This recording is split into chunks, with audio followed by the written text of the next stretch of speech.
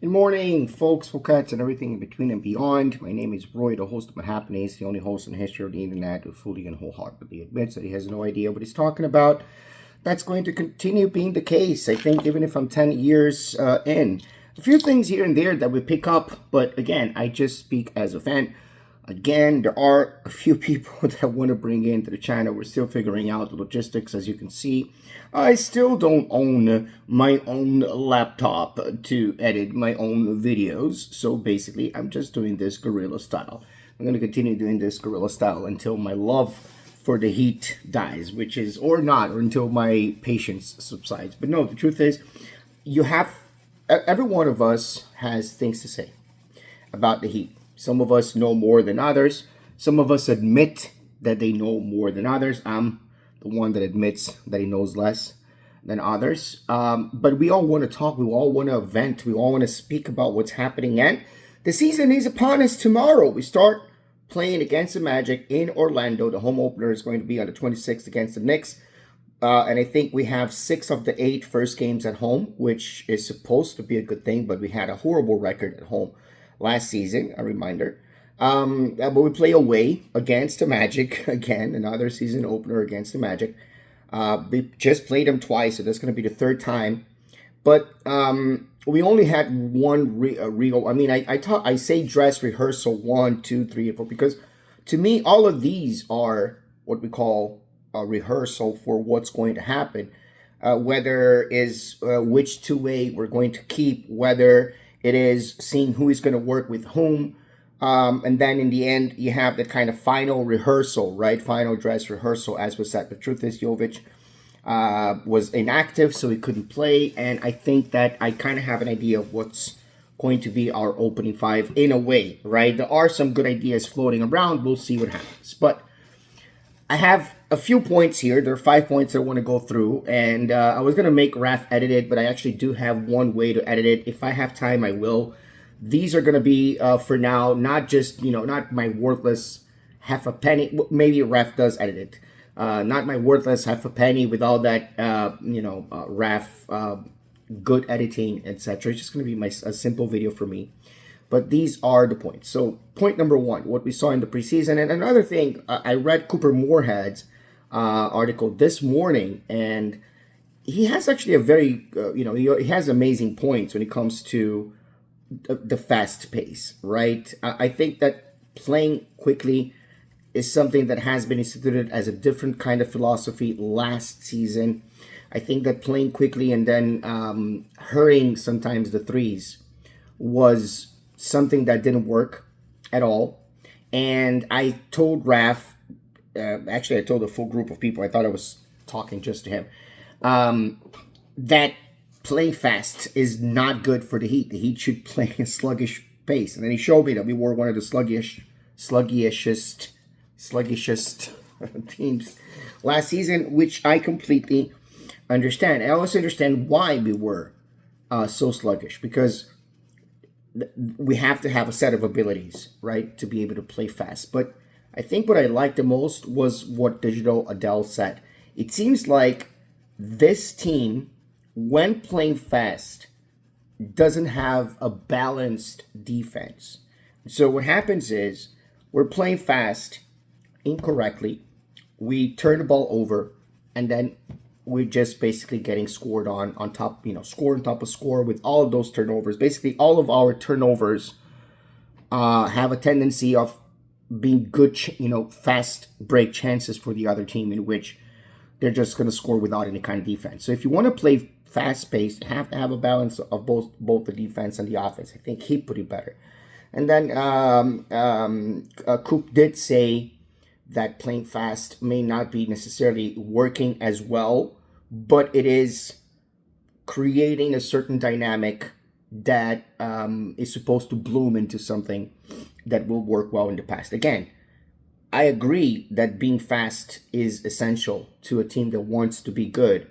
I don't think they need to be the fastest team in pace necessarily to produce results, but they have to be effective.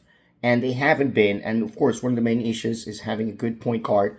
I think Davion Mitchell did, not show as much as he did offensively at least speaking, and even defensively. I think he had 5 fouls in the second quarter, if I'm not mistaken, last game. So again, preseason is preseason. The losses don't matter, but being winless maybe does.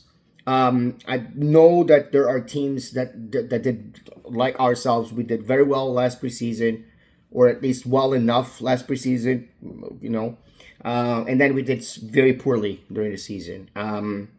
I think that when you don't win a game versus Orlando that has won all of their games, it also shows that we're having more issues with the more precarious part of our build, right? So basically, it just means that there's a lot of work cut off for Spo.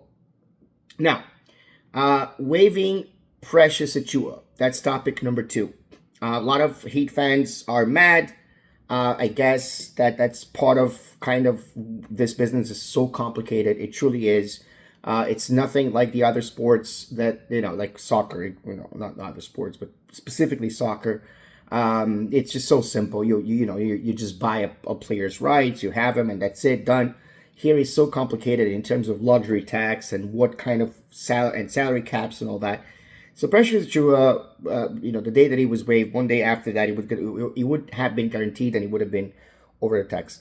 I think that Precious and this is just a thought from a fan, completely disconnected from anything anybody said, but I think that he was brought in to be a backup to Bam.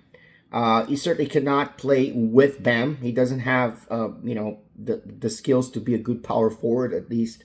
That's my opinion. But I think that he could have definitely made a good backup big. The problem is, I believe that was a part of why Spo tested Jovic with Bam and then Ware with Bam. Ware with Bam is supposed to work. There's no reason why it doesn't work. It's ridiculous that it doesn't work. But it doesn't work well. In this part, I disagree with other people that think, Bam and Ware should play together. We saw good moments of them playing together, but we also saw moments in which either Ware is gassed or Ware doesn't do what he's supposed to be doing, and then Bam is overwhelmed. We don't see the offense flowing well.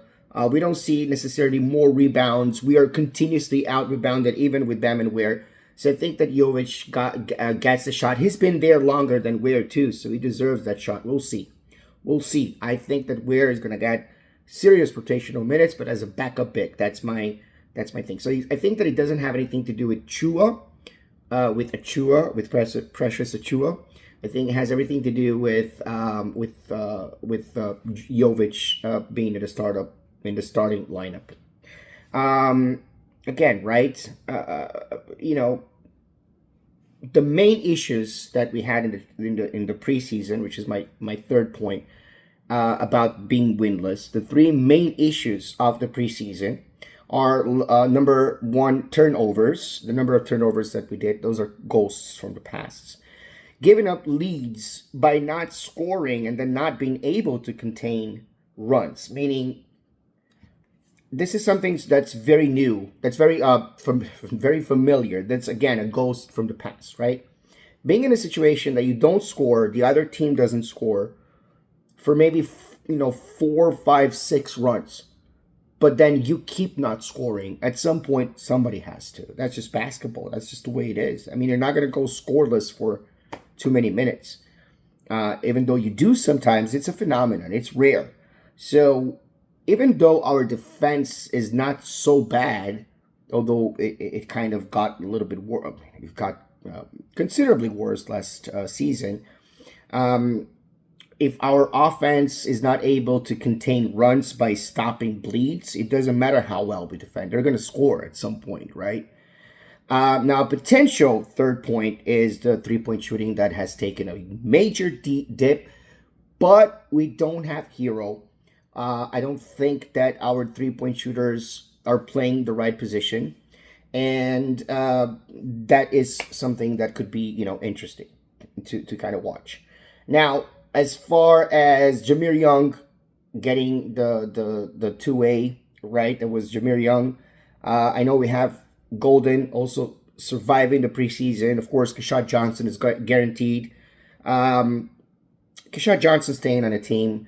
is purely due to our financial. We have to fill its spots. That's my opinion. I don't think Keshad Johnson maybe shown potential. I don't know. Again, I hadn't seen at the time how good Highsmith would have eventually been, and how good Drew Smith actually turned out to be. Not anything special, but actually people that could be key players in any kind of rotation. The same thing, I don't see that for Keshad Johnson. I think that he's playing. I don't think that he has anything good to offer, really. We'll see what happens with him. I also don't think that the rotation is going to be deep enough unless there's injuries to ever include the two ways or even, I don't know. I don't even know about Keshad Johnson. It might come in at the end. I don't know. Now, 0.5. And I finish with two possible starting 5 lineups. The 0.5 is Bam. This is Bam's judgment year. And I know that it is because I know that Bam has been floated as an asset that could be used to lure in Giannis or any other potential whale in this next year's summer, right? But it is, it is, regardless of anything that happens, Bam is in his 9th year. He's done great, and he's done, poorly at sometimes very flat in the beginning of the season. It's something that happens. That out of his 9 years, I would say maybe 4 or 5 of them were like that. But he needs to step up. Again, he needs to provide us close to, 15, 20 points a game. He needs to provide rebounds. He needs to provide good playmaking and good captaining to the team. If he continues being the Bam that is always going to be in the future but never actually is, I don't really, and it's a shame because I would have loved Bam to stay with us until the end of his career, but he needs to step up. That's my opinion. It doesn't matter, He needs to step up. I don't even think that he needs to be a defensive player of the year. That's not even the point that I think. I think just Bam needs to step up. He needs to do well against good defenders offensively, and he needs to do well against good offenders defensively and consistently. And of course, Herro's extension may get more expensive, but now, of course, since the deadline is pretty much upon us and nothing has been made, that just opens the door to either a more expensive, extension or trading Herro as well. And I'll tell you this. This is kind of to finalize this 0.5 because Bam and Herro are the last 2 survivors of the Bam and Herro era. I don't want to talk about the other guy because it was the trio plus Duncan Robinson. Remember, at least the first year with Derrick Jones Jr. Playing a pivotal role. Of course, Goran Dragic playing a pivotal role as well. And then we had, Nunn in his runner-up Rookie of the Year. Didn't work out. There are a few, great Myers Leonard, who once celebrated our 3-point against his then team Bucks. There are a lot of very interesting things to remember from all those years, but it was definitely Bam, it was definitely Herro, and it was definitely Duncan Robinson. Now we have Fontecchio. Kind of on the fence with him. We need to see how he's going to play. He has, definitely better defensive skills than Duncan. And definitely he could, be a threat offensively. I don't know if, in terms of 3-point shooting, I just feel like if we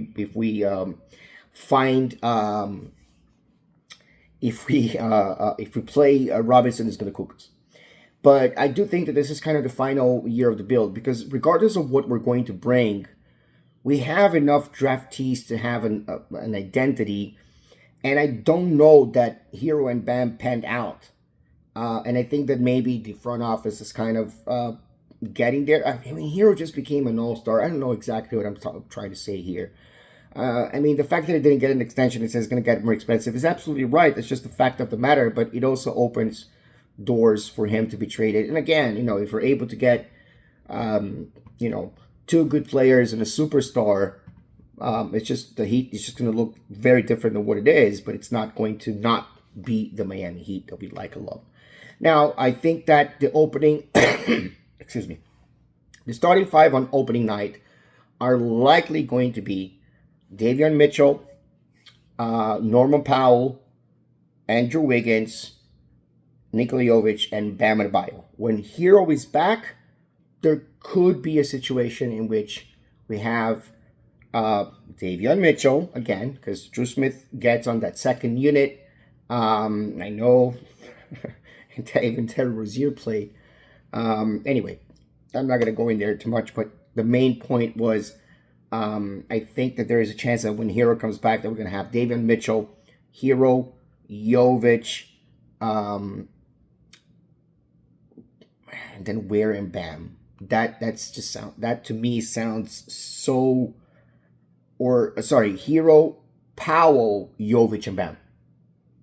Right?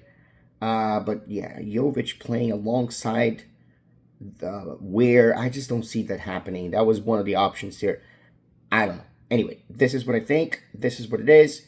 Hope we have a chance tomorrow night. We want to see a win when it matters. We have been, as well noted in other videos by the people, 5 Reasons Sports mainly, we have been 10 games without seeing a win. 4 humiliating games in Cleveland, against Cleveland, rather. And then 6 games in the preseason, not seeing a win, even in an overtime thriller that we were 7 points ahead, I think. about a minute and a half to go or something of the sorts. Okay, stay safe, stay dry, stay as happy as possible in this very complicated world of ours, and let's go Heat.